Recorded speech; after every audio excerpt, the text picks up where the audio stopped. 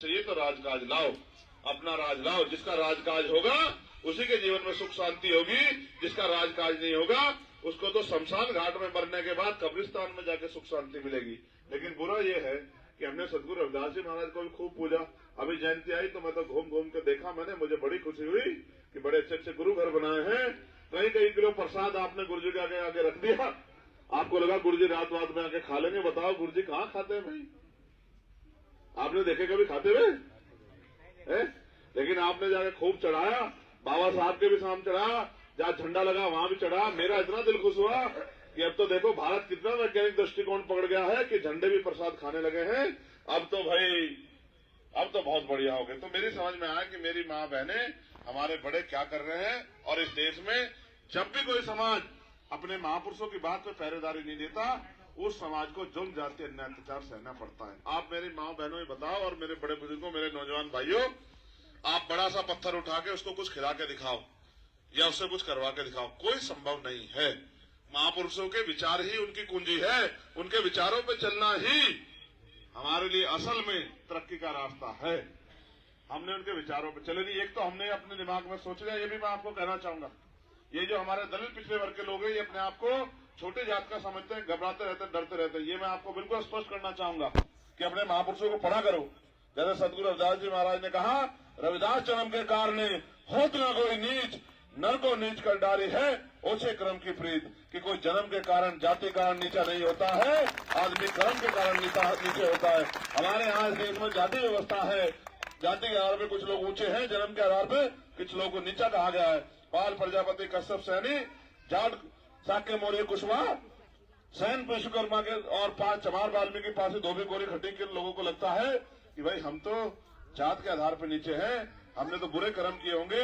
आप ये बताओ, जिंदा जो है जाता नहीं है और मरने वाला आके बताता नहीं कि कहाँ गया था, तो आपको क्या पता कि भाई देश में क्या हो रहा है। हमारे महापुरुषों ने समय समय में रास्ता दिखाया। भगवान बुद्ध ने कहा कि मृत्यु अटल है, मृत्यु निश्चित है, और उन्होंने ये भी कहा कि कोई जो है ईश्वर नहीं है। उन्होंने इस बात को स्पष्ट किया, अपो दीपक भव, अपना दीपक स्वयं बनो।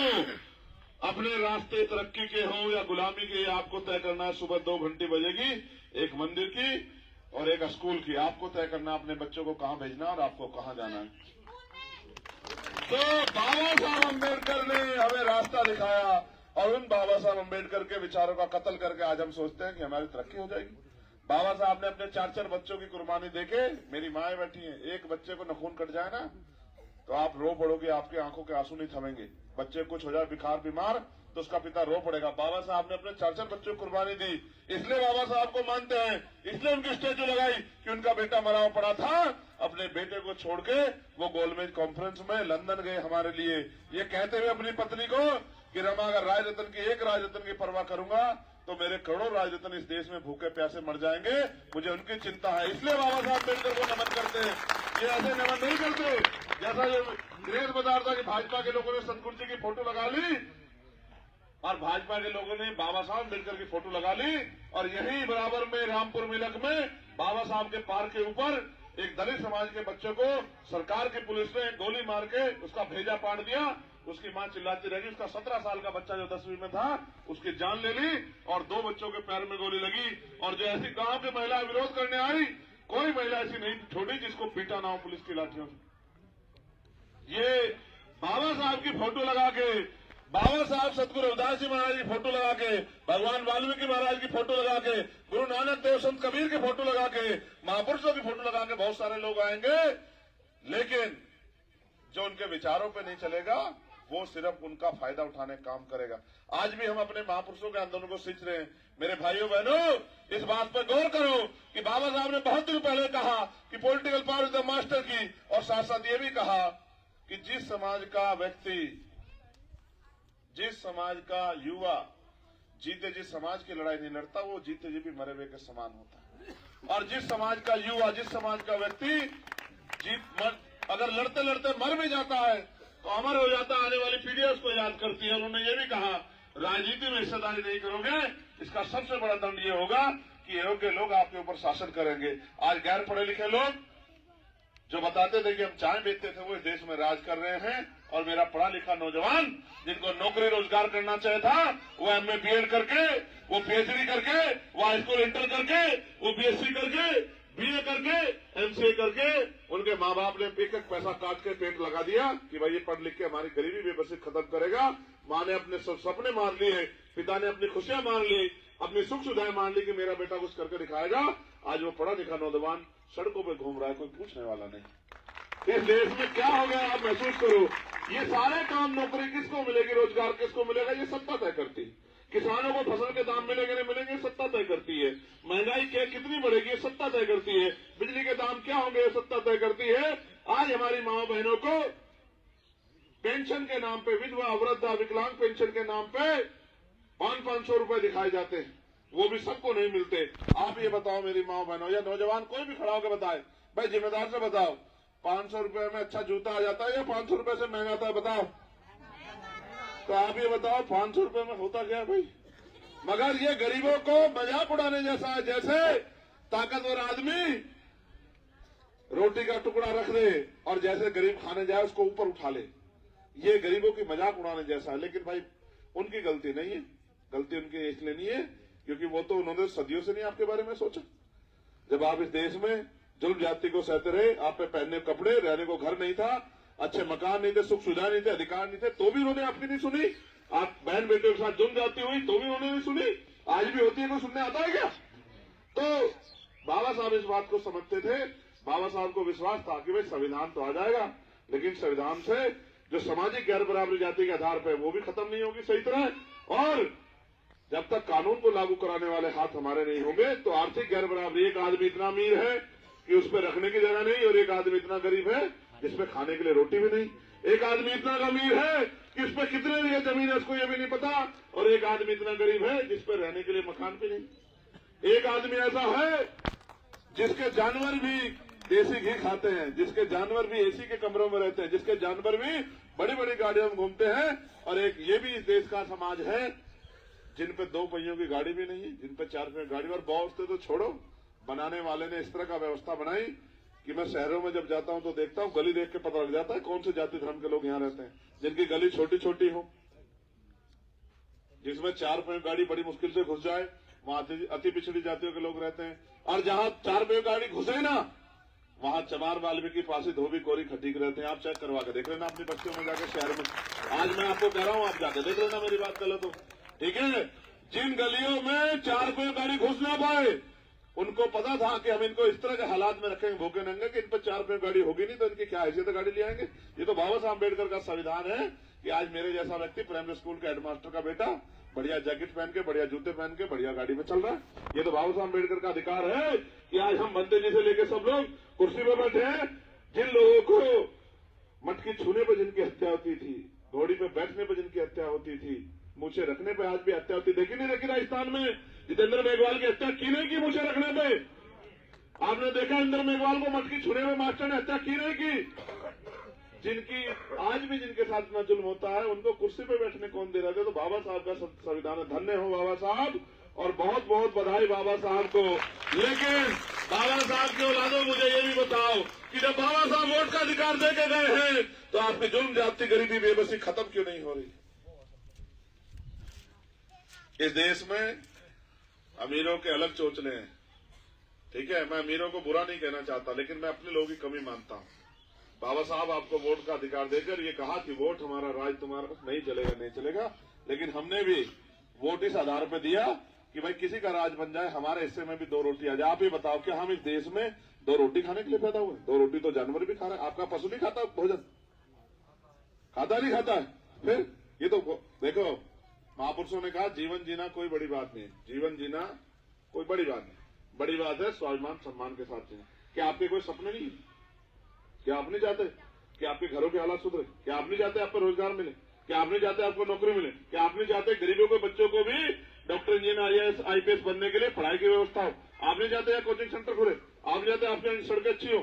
आप नहीं चाहते अच्छी बिजली पानी की व्यवस्था हो? आप देश भर में जाके देखो, साफ पानी पीने की व्यवस्था आज भी नहीं है। आपके घरों, कितने घरों में RO लगे जरा हाथ खड़ा करो। जिनके घरों में RO लगे हैं, साफ पानी पीने का हाथ खड़ा करके बताओ मुझे गांव के।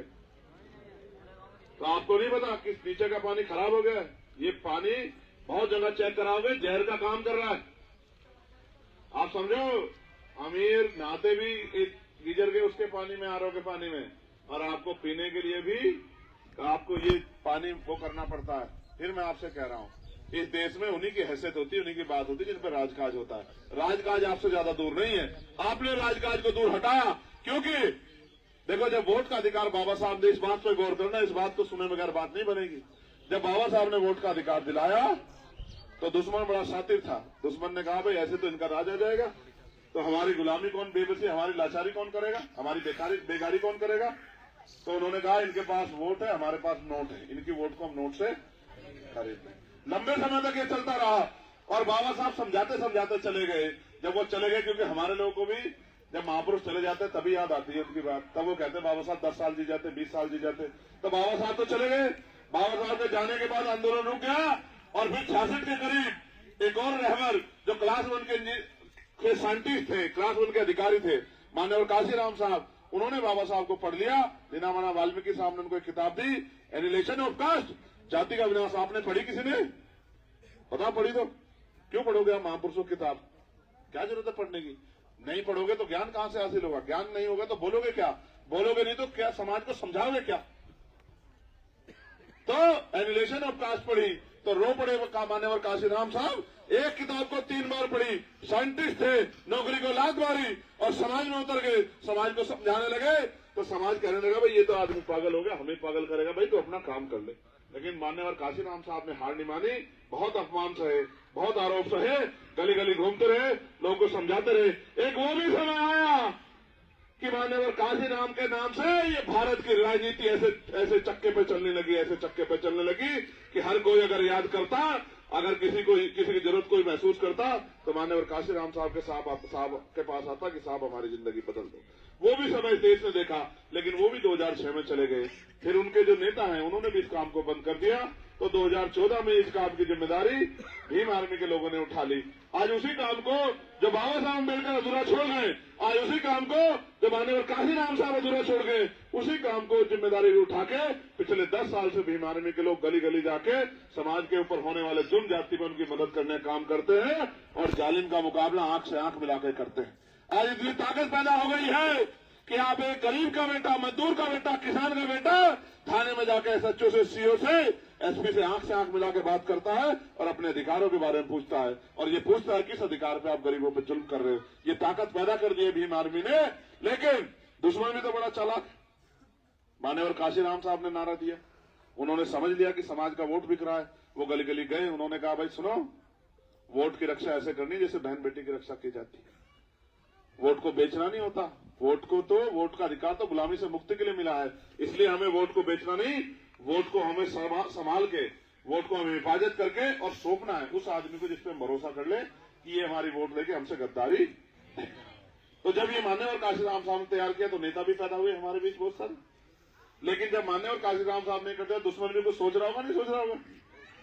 तो दुश्मन ने क्या किया? दुश्मन लिया मशीन, उसने कहा दो किसी को वोट आएगी हमारे खाते में।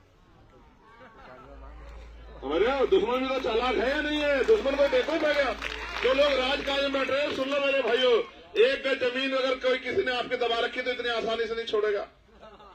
बताओ छोड़ देगा क्या? नहीं छोड़ेगा ना।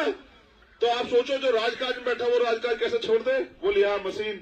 जब वो मशीन ले आया तो हमारे लोग भी समझदार थे, वो उन्होंने कहा भाई वोट की चोरी हो रही, तो उन्होंने लगवा दी उसमें वीवीपैट कि भाई देखो वीवीपैट से होगी जानकारी गिनती, वीवीपैट में लगेगी पर्ची, उससे पता लगेगा वोट किस पे जा रही। मशीन का नहीं करते भरोसा।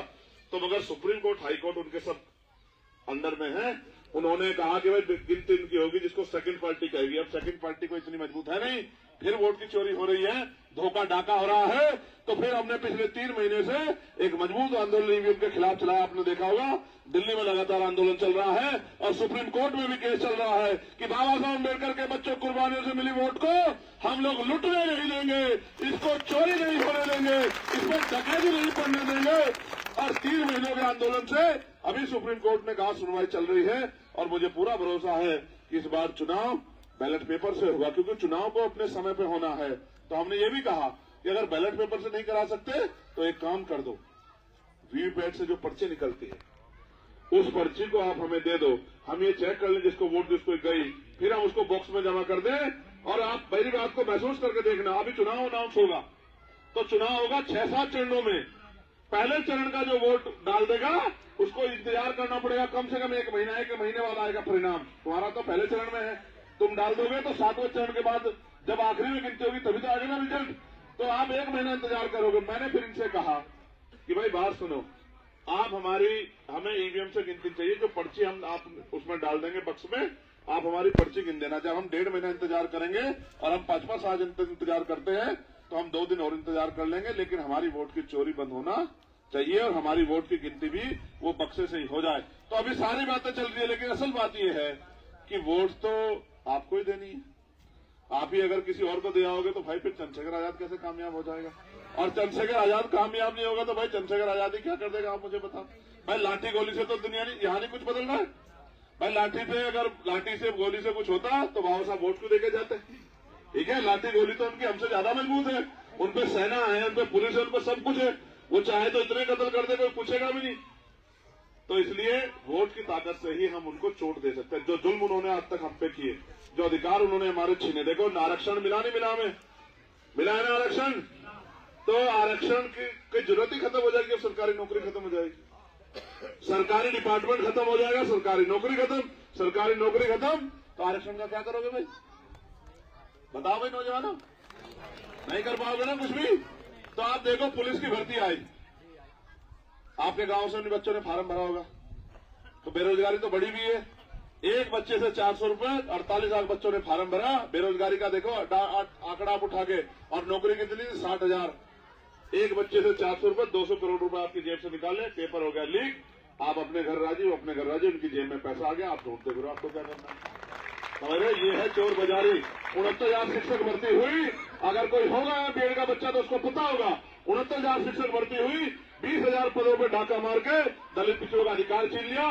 4 दिन तक लखनऊ में लड़ता रहा, 4 दिन तक आंदोलन चला, फिर बड़ा आंदोलन हुआ, 68,800 नियुक्ति दिलाने काम किया, उनकी लिस्ट जारी हुई, एक एक बच्चा खुश हो गया, रोने लग गया कि भैया आपने जिंदगी बदल दी, आपका एहसान नहीं मानेंगे। इनके पेट में दर्द हो गया, इन्होंने कोर्ट से स्पष्ट लगा दिया। अभी भी बात चल रही है। मैं तो आपको ये पूछना चाहता हूँ भाई, पिछले 11 साल में मैंने आपकी सेवा में कोई कमी नहीं छोड़ी। क्या कभी छोड़ी है क्या भाई? ईमानदार से बताओ, कोई ऐसी लड़ाई है जो आपकी ना लड़ी हो? कोई भी हो, किसी जाति धर्म का हो, किसानों की लड़ाई हो, महिला पहलवानों की लड़ाई हो, नौजवानों की लड़ाई हो, 69 शिक्षक भर्ती का मामला हो, पुलिस भर्ती का मामला हो, SC पर एनआरसी का मामला हो, कोई ऐसी लड़ाई नहीं जिसको मैंने नहीं लड़ा। अभी भी यहां से छोड़ के सारा काम रामपुर मिलक गया, मिलक में जाके उस मां के आंसू पूछे, उस सीओ को, उसको SDM को हटवाया, उनके खिलाफ मुकदमा दर्ज करवाया, उनकी जो तमाम तरह की जिनकी योजनाएं जो मिलनी है उनकी व्यवस्था कराई। डीएम से कहा 10 दिन में इनकी मदद करो, इनको लाइसेंस और सब चीजें दो, नहीं दोगे तो आंदोलन होगा। यहीं से 15 दिन पहले औरैया में एक वीडियो जारी हुई, एक बच्चे ने कहा 12 साल के कि भैया मेरे पापा को मार दिया है, आप मेरे मामा लगते चंद्रशेखर आजाद, मेरी माँ को मुझे मार देंगे, आप लोग आ जाओ। मैं सारा काम छोड़ के गया, उनकी पेंशन बंधवाई 5,000 रुपए महीना, उनके बच्चों की पढ़ाई की व्यवस्था कराई, 3 बच्चे 2 की पढ़ाई की व्यवस्था कराई, 2,500 रुपए महीना, उनके लाइसेंस की व्यवस्था कराई, उनकी सुरक्षा की व्यवस्था कराई। भाई अभी तो मैं यही कर सकता हूँ लड़ भिड़ के, लेकिन जिस दिन मेरे हाथ में कलम की ताकत होगी उस दिन मैं बताऊंगा कि अपने भाइयों बहनों के लिए, अपनी माताओं के आंसू पूछने के लिए चंद्रशेखर आज क्या कर सकता हूँ। भाई मैं आपको आज पैसा नहीं दे सकता मेरे भाइयों बहनों माताओं बुजुर्गों, मैं आपको पैसा नहीं दे सकता क्योंकि मैं तो 24 घंटे 7 दिन यही काम करता हूँ। आपने देखा मुझे कोई नौकरी करते, कोई दुकान चलाते, रोजगार करते? मेरे पास तो कुछ भी नहीं है। मेरे पास एक ही चीज है कि मैंने बाबा साहब अम्बेडकर का मैं कर्ज मानता हूं कि बाबा साहब अम्बेडकर का कर्ज है हमारे ऊपर, उन्होंने अपने बच्चे कुर्बान किए, मानव काशीराम साहब की जिंदगी, हम भी उनके कर्ज को उतार के छोड़ेंगे। हम भी अपने जो सोचते थे कि गरीबी बेबसी लाचारी खत्म हो और हमारे लोगों की आंखों के भी आंसू सूखे, इनके घर में भी सुख शांति आए, इनको भी रोजगार मिले, इनके भी अच्छे घर बने, इनको भी खाने के लिए अच्छा राशन मिले, इनको भी पहनने के लिए अच्छे कपड़े मिले, इनको भी पीने के लिए साफ पानी मिले, इनके भी राज कहा जाए, तो हम तो उसके लिए प्रयास कर रहे हैं, लेकिन अकेले तो नहीं कर सकते भाई, ये तो आपकी मदद के बिना संभव नहीं है। ठीक है, तो देखो ये भी हमारा भाई है, देखो भाई सुन लो, ए भैया रुक जाओ, मुझे देखो अब देखो जिम्मेदारी किसको कहते हैं? जिम्मेदारी ऐसा नहीं कि कोई अगर उम्र बड़ी हो तो जिम्मेदार होता है। देखो जिम्मेदारी समझने से होती है। जिसके माँ बाप बचपन में छोड़ के चले जाते हैं वो भी जिम्मेदार हो जाता है, नहीं हो जाता है? ठीक है। और जिसके माँ बाप जीते रहते हैं वो 50 साल का भी होकर इस तरह के बेकार काम करता है। अब ये भी मेरा भाई, आप बताओ, इसके बच्चे क्या महसूस नहीं करते होंगे कि भाई हमें बहुत सारी चीजें जरूरत है, हमारे पिता कुछ करते नहीं? बताओ, करते हो नहीं करते होंगे? तो फिर अब ये तो बेचारा, ये क्या, बहुत सारे लोग अपने सुख अपने बारे में सोचते हैं, परिवार के बारे में नहीं सोचते। लेकिन मेरा तो परिवार आप सब लोग, मुझे तो सबके बारे में सोचना है। तो मैं आपसे अपील करूंगा कि भाई इस लड़ाई में आप लोग मेरी मदद कराओ। कराओगे नहीं कराओगे? आप दोनों हाथ उठा के बताओ। धोखा तो नहीं करोगे? पक्का? भाई धोखे से अच्छा होता धक्का आज मना कर दो कि भाई आपके साथ नहीं है। हमें ये कह दो मुझसे कि भाई हमें होगी गुलामी की आदत, हम तो ये 5 किलो राशन में खुश हैं, हम तो दुश्मन के साथ है, आपके साथ नहीं। तो मैं मान जाऊंगा, मैं चुपचाप चला जाऊंगा, आपसे नहीं अपील करूंगा। लेकिन अगर आप ये समझते हो कि मुझे लड़ाई लड़नी चाहिए तो फिर आप मेरा साथ दो। बताओ, दोगे नहीं दोगे? हाथ उठा के बताओ। अच्छा एक चीज और है भाई, ये भी सुन लो, 1 मिनट सुन लो भाई। भाई 1 मिनट चुप हो जाओ भाई, 1 मिनट सुन लो।